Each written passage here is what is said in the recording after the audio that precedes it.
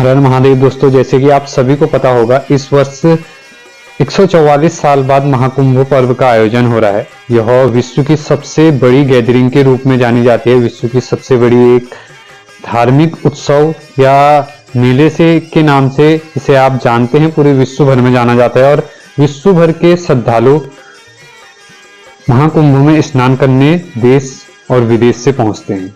महाकुंभ के बारे में बहुत सी जानकारियां, कुंभ से जुड़ी हुई कौन कौन से कुंभ कब कब मनाए जाते हैं, इसकी पौराणिक कथाएं क्या हैं, इन सभी के बारे में हमने पिछले सीरीज में आप सभी को बताया या पिछले साल की वीडियो में आप सभी को बताया।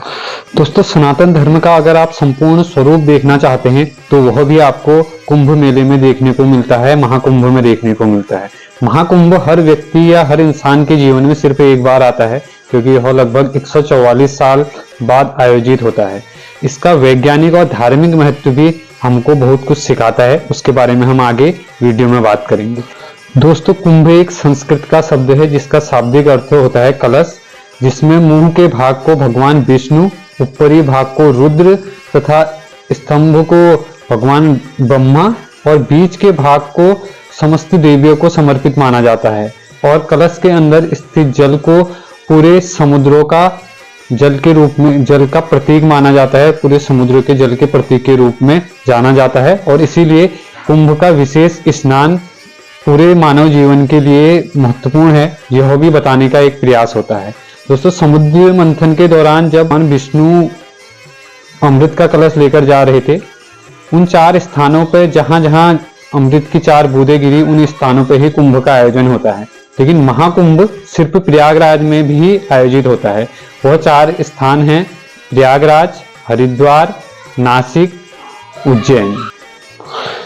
इसके बारे में कुंभ से जुड़ी हुई विस्तृत जानकारी आप चाहते हैं तो उस वीडियो का लिंक ऊपर आई बटन पर दे दूंगा, आप वहां से पूरी जानकारी ले सकते हैं। बातें हैं कुंभ से जुड़ी हुई जो सनातन धर्म के प्रतीक के रूप में, सनातन धर्म का सबसे बड़ा महोत्सव भी इसे कहा जाता है और विश्व की सबसे बड़ी गैदरिंग इसमें होती है। और इसके बारे में अनेकों लेखकों ने लिखा हुआ है, उसके बारे में भी हम ब्लॉगर पेज पे आपको पोस्ट लिख के दे देंगे कौन कौन सी बुक है आप पढ़ सकते हैं कुंभ से जुड़ी हुई, जो कि इसके धार्मिक महत्व को बताती हैं। साथ ही दोस्तों, वैज्ञानिक महत्व के अनुसार बृहस्पति सूर्य का चक्कर 12 वर्षों में लगाता है, उस दौरान कुंभ का आयोजन होता है।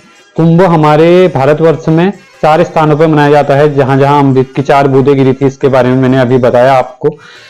तो इन 4 स्थानों पर कुंभ लगने का विशेष महत्व और धार्मिक महत्व इसका यह है। और वैज्ञानिक महत्व है कि सूर्य के चक्कर बृहस्पति जो है वह 12 वर्षों में लगाता है, इसलिए कुंभ का आयोजन। इस वर्ष 2025 में आयोजित होने वाला महाकुंभ 144 साल बाद आयोजित हो रहा है, इस कारण से यह महाकुंभ है। आप भी किसी भी स्थान पे हो, और इसमें एक मुख्य बात है, आपको कुछ और बता दूं, इसमें सबसे पहले जो स्नान होता है वह साधु संतों का होता है। उसके बाद नागा साधु के बारे में बहुत सी ऐसी बातें हैं जो आपको यहाँ देखने को और सुनने को मिलती है, बाकी आप उनके बारे में कहीं कुछ नहीं पढ़ेंगे और नहीं देख पाएंगे।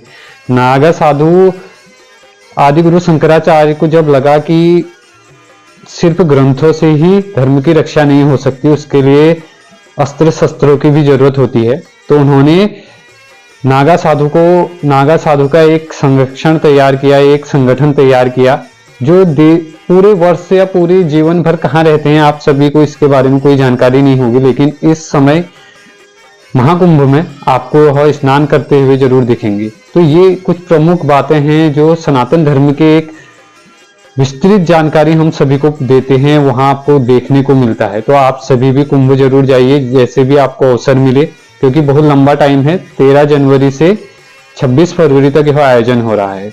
तो आप सभी भी जरूर जाएंगे। और अगर आपकी कोई क्वेरी है कुंभ से जुड़ी हुई तो आप वो हमें कमेंट बॉक्स में कमेंट करके जरूर बता सकते हैं। वीडियो अच्छी लगी तो अपने दोस्तों के साथ शेयर जरूर कीजिएगा। जुड़े रहे देवभूमि इंडिया के साथ, मिलते हैं नेक्स्ट वीडियो में। जय हिंद।